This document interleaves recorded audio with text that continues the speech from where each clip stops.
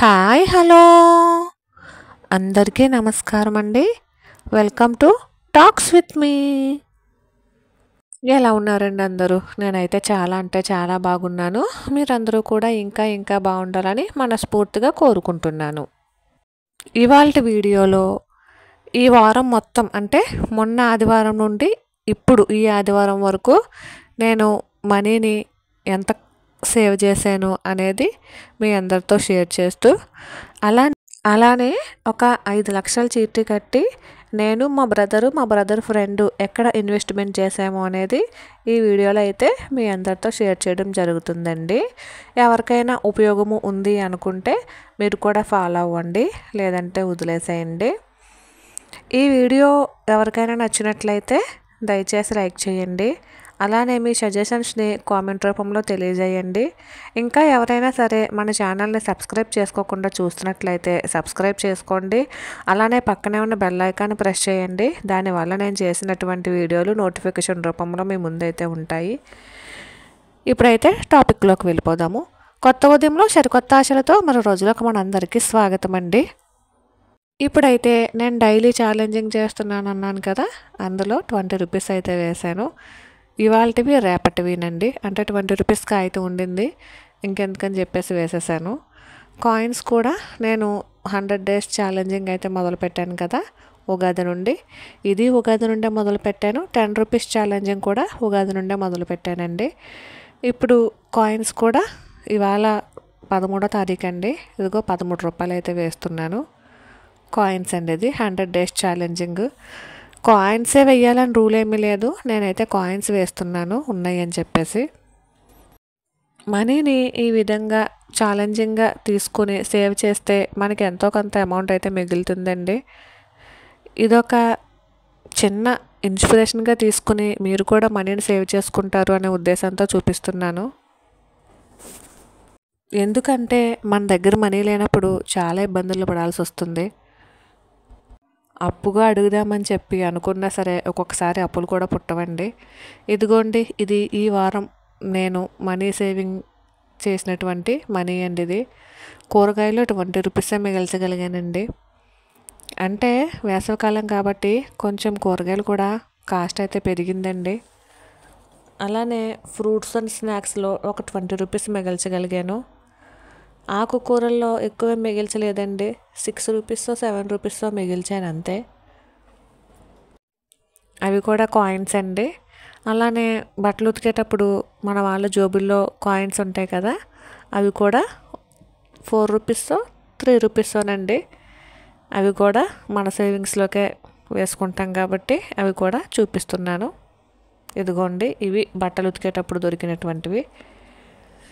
ఈ విధంగా మనం ఎంతో కొంత మనీ సేవింగ్ అయితే చేసుకుంటే మన అవసరాలకి మన ఇంట్లోంచే మనమే తీసేవచ్చండి. ముఖ్యంగా ఆడవాళ్ళము మనం తలుచుకుంటే ఎప్పుడైనా ఏదైనా అవసరం వచ్చినప్పుడు మన అకౌంట్లోంచి మనమే తీసిస్తే ఆ హ్యాపీనెస్ వేరుగా ఉంటుందండి. ఈ 50 రూపీస్ కూడా సేవ్ చేశానండి. ఇదేమీ కాదు, పానీపూరికి అని చెప్పేసి మా పాప అయితే తీసుకుని వెళ్ళింది. అది తినలేదండి, తినకుండా మళ్ళీ తీసుకొచ్చి పెట్టేసింది. ఏమంటే ఇప్పుడు వద్దు తర్వాత తింటాను అనింది. సరే మంచిదే కదా అని చెప్పి తీసేసుకున్నాను. ఇది వారం సేవింగ్స్లోకి అయితే వెళ్ళిపోతుందండి. అంటే దాని స్నాక్స్కి అని చెప్పి విడిగా 100 రూపీస్ అయితే పెడతానండి. నెలకి ఒకసారో 2 సార్లు పానీపూరి తింటుంది. వాళ్ళ ఇష్టాలను కూడా మనం కాదనలేం కదా. అలాగని రోజు తింటే హెల్త్కి మంచిది కాదు. అందుకే నెలకు ఒకసారో 2 సార్లు తింటుందండి. అందుకని 100 రూపాయలు అలా విడిగా పెట్టుకుంటాను. ఈ వారం అయితే వద్దనింది, సరే కదా అని చెప్పి సేవింగ్స్లోకి అయితే వేసేసానండి అవి కూడాను. మనం ఇలా ఈ విధంగా చిన్న చిన్న సేవింగ్స్ చేసుకుంటే ఒకరోజు పెద్ద సేవింగ్ అవుతుంది. ముఖ్యంగా మన ఆడవాళ్ళు కిచెన్లో కానీ లేదా గ్రాసరీస్ కొనేటప్పుడు కానీ చూసుకుని కొనడం వల్ల కిచెన్లో మనం ఎక్కడెక్కడ పొదుపు చేయొచ్చు అనేది మనకి కొంచెం ఈజీగా తెలుస్తుందండి. కొంచెం పొదుపు చేసుకొని మనీని మనం గోల్డ్ తీసుకున్నాం అనుకోండి, ఒక 10,000 పోగు చేసి గోల్డ్ తీసుకుంటే ఒక 2,000 ఎంతో తక్కువ వస్తే మన వాళ్ళని అడిగితే వేయకుండా ఉంటారండి. ఎలాగా 10,000 పోగేసుకుంది, ఇంకొక 2,000 కదా వేద్దాము అనుకుంటారు. కాబట్టి మనం మనీని అయితే కొద్దో గొప్ప పోగు చేయడం వలన మనకి బెనిఫిట్ ఉంటుంది. ఒక వస్తువు అమరినట్టు కూడా ఉంటుందండి. గోల్డ్ అనేది ఉదాహరణకు మాత్రమే చెప్తున్నాను. మన మనీని ఎక్కువ మనమే సేవ్ చేయగలుగుతామండి. ఇంట్లో ఉండే ఆడవాళ్ళే ఎక్కువగా మనీని సేవ్ చేయగలుగుతాము అనేది నా అభిప్రాయం అండి. అంటే అందరినీ అనట్లేదు. ఎవరి ఖర్చులకు తగ్గట్టు వాళ్ళైతే ఖర్చు చేసుకుని మిగిలింది ఖచ్చితంగా పొదుపు అయితే చేసుకోవాలండి.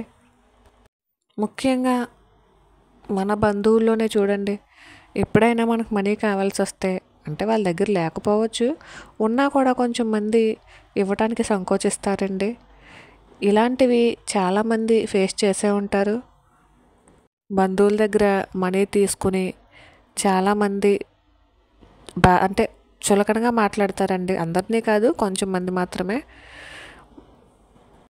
ఇది చాలామంది ఫేస్ చేసే ఉంటారు. నిజానికి అందరూ అలా ఉండరండి. బయట వాళ్ళకన్నా ఇంట్లో వాళ్ళే ఎక్కువగా ఇబ్బంది పెడతారండి మనీ కానీ మనం వాళ్ళ దగ్గర తీసుకుంటేనే. మన అనుకున్న వాళ్ళు, మన చుట్టూతా ఉండేవాళ్ళు, మన బంధువులు, మన ఫ్రెండ్స్ వీళ్ళే ఎక్కువ ఇబ్బంది పెడుతూ ఉంటారు. మనకి ఎప్పుడైనా ఆపద అర్జెంటు వచ్చినప్పుడు మనీ వాళ్ళ దగ్గర తీసుకుంటేనే. ఇబ్బంది పెట్టని బంధువులు కూడా ఉంటారండి. నిజంగా అలాంటి బంధువులు దొరికితే వాళ్ళని అయితే వదులుకోనవసరం లేదు. అలాంటి ఫ్రెండ్స్ దొరికితే వాళ్ళని అస్సలు వదులుకోకూడదండి. ఇబ్బంది పెట్టకుండా మన సిచ్యువేషన్ని అర్థం చేసుకొని మనకి సపోర్ట్గా అండదండగా నిలిచిన వారిని అస్సలు ఇబ్బంది పెట్టనవసరం లేదు. వాళ్ళని అసలు మర్చిపోకూడదండి. అలానే మనకి అవసరమైనప్పుడు మనీ సేవ్ చేయడం పక్కన పెడితే మాట సాయం కూడా చేయకుండా ఎగతాళి చేస్తూ ఉంటారండి. అలాంటి వాళ్ళు అసలు అవసరమే లేదండి. అదేంటోనండి, ముఖ్యంగా ఎక్కువగా బంధువుల్లోనే ఇలాంటివి జరుగుతూ ఉంటాయి. పక్క వాళ్ళని ఏడిపించటం, ఇట్లాంటివన్నీ కూడా వాళ్ళు ఎదుగుతుంటే చూడలేకపోవటం, ఇట్లాంటివన్నీ కూడా ఎక్కువగా బంధువుల్లోనే ఉంటాయి అనేది నా అభిప్రాయం అండి. అందరినీ కాదండోయ్, కొంతమంది మాత్రమే. వీడి పని అయిపోయింది, వీడు ఇంతే, వీడు ఇంకా మారడు, లేదంటే ఏది పట్టుకుంటే అది ఇలానే చేస్తూ ఉంటాడు వీడు అనేసి చాలా రకాల మాటలైతే పడాల్సి వస్తుందండి. కానీ నిజానికి ఇలాంటి మాటలు కానీ, బంధువుల మధ్య చులకన కానీ ఒకసారి తగిలితేనే మన మనసుకి గాయం అయితేనే ఖచ్చితంగా లెగుస్తామండి. ఇలాంటి వారి వల్లే మనం మనీని ఇంకా ఇంకా ఆదా చెయ్యాలని, వాళ్ళ ముందే ఎదిగి చూపించాలని మన మనసులోని ఒక మంచి ఉద్దేశం అయితే కలుగుతుందనేది నా అభిప్రాయం అండి. ఒకవేళ తప్పుగా ఏమన్నా మాట్లాడుంటే క్షమించండి. ఇది కూడా అందరినీ అనట్లేదండి, కొందరిని మాత్రమే. చాలామంది ఫేస్ చేసే ఉంటారు అనేది నా అభిప్రాయం అండి. ఎందుకంటే చూస్తున్నాం కదండి చుట్టూతా ఉన్న సమాజాన్ని. సరేనండి, ఇంక ఈ సోది ఇక్కడితో ఆపేసి అసలైన టాపిక్లోకి వెళ్ళిపోదాము. మేమైతే 5 లక్షల చీటీ వేసామండి. నేను, మా తమ్ముడు ఫ్రెండ్ 5 లక్షల చీటీ అయితే వేసాము. మేము ముగ్గురము కూడా చివరి వరకు అంటే పాడుకోకుండా ఉండిపోయామండి. 20 నెలలు చీటీ లాస్ట్ని అయితే తీసుకున్నాము. వాళ్ళ కమిషన్ పోను 4,70,000 ఎంతో వచ్చిందండి. పోను ఒక 5 లక్షలు వేసుకోండి, ఒక 30,000 మేము సేవ్ చేసుకున్న మనీ ఉన్నా కూడా. నేనైతే 5 లక్షలు పెట్టి గోల్డ్ తీసుకున్నానండి, గాజులు అయితే చేయించుకున్నాను. అలాగే మా తమ్ముడు 5 లక్షలు పెట్టి కారు తీసుకున్నాడండి. అలానే వాడి ఫ్రెండ్ 5 లక్షలు పెట్టి కారు తీసుకున్నాడు. ఇప్పుడు ఏమంటే 5 లక్షలు పెట్టి నేనైతే గోల్డ్ తీసుకున్నాను అన్నాను కదా, గాజులు. అవి నాకు అప్పుడు యూజ్ అయినాయి, తర్వాత కరోనా టైంలో యూజ్ అయినాయండి. బ్యాంకులో పెట్టి అమౌంట్ తీసుకొచ్చాము. తర్వాత రీసెంట్గా పొలం తీసుకున్నామండి, దానికి కూడా గాజులు బ్యాంకులో పెట్టి అమౌంట్ అయితే తీసుకొచ్చాము. ఇది నాకు గాజులనే కాదు, గోల్డ్ చాలా బాగా యూజ్ అవుతుంది. అలానే మా బ్రదర్ కారు కొన్నాడు అన్నాను కదా, అది వాడు సెకండ్స్ కొన్నాడండి. సెకండ్స్ వచ్చి 2 లక్షలు అనుకుంటాండి. అంటే పాత కారే కొన్నాడు, చిన్న కారు, వాడికి సరిపడగా ఏదో కొనుక్కుని ఉన్నాడండి. వాడికి సరిపడగా ఏదో ఒక చిన్న కారు 2 lakhs పెట్టి తీసుకున్నాడు. దానికి పెట్టుబడి గట్రా ఏం పెట్టలేదండి. అది జస్ట్ వాడు అక్కడికి ఇక్కడికి అలా ఇలా తిరగడానికి మాత్రమే. వాడికి అంత కార్ అయితే ఇప్పుడైతే అవసరం లేదండి. అయినా కానీ తీసుకున్నాడు. ఇంట్లో అందరం వెళ్ళాలంటే ఇబ్బంది అవుతుందని చెప్పేసి. అలానే వాడి ఫ్రెండ్ వచ్చి 5,00,000 డౌన్ పేమెంట్ కట్టి కొత్త కార్ అయితే తీసుకున్నాడండి. నెలకి 21,000 అంట. 5 సంవత్సరాలు కట్టాలంటండి. మా తమ్ముడు తీసుకున్న కారుకి 2,00,000 కట్టాడండి. మరి ఇంకా కట్టలేదు. ఏదో పాతది కాబట్టి 2,00,000కే వచ్చింది కారు. పెట్టుబడి కూడా ఏం పెట్టనవసరం లేదండి. కారు అది బాగుంది. అలానే మిగిలిన 3,00,000 మ్యూచువల్ ఫండ్స్లో అయితే వాడు ఇన్వెస్ట్మెంట్ చేశాడండి. హెచ్డిఎఫ్సి బ్యాంక్ అనుకుంటాండి వాడు. దాని ద్వారా వెళ్ళి ఇన్వెస్ట్మెంట్ అయితే చేశాడు మ్యూచువల్ ఫండ్స్లోని.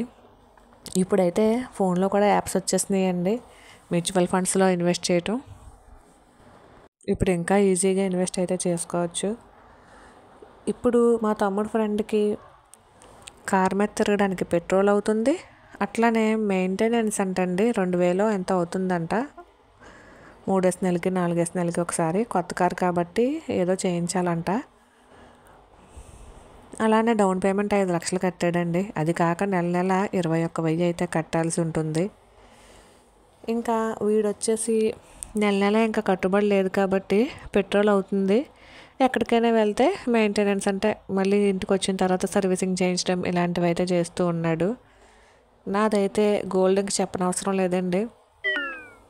నా దగ్గర మనీ ఎప్పుడు లేకపోతే అప్పుడు, నాకు ఎప్పుడు అవసరమైతే అప్పుడు ఈజీగా తీసుకెళ్ళి బ్యాంక్లో పెట్టుకుని లోన్ తీసుకొని ఆ పని కంప్లీట్ అయిపోయిన తర్వాత మళ్ళీ విడిపించుకుంటున్నాను. నా గోల్డ్తో అయితే ఏ సమస్య లేదు. బాగానే యూజ్ అవుతుంది.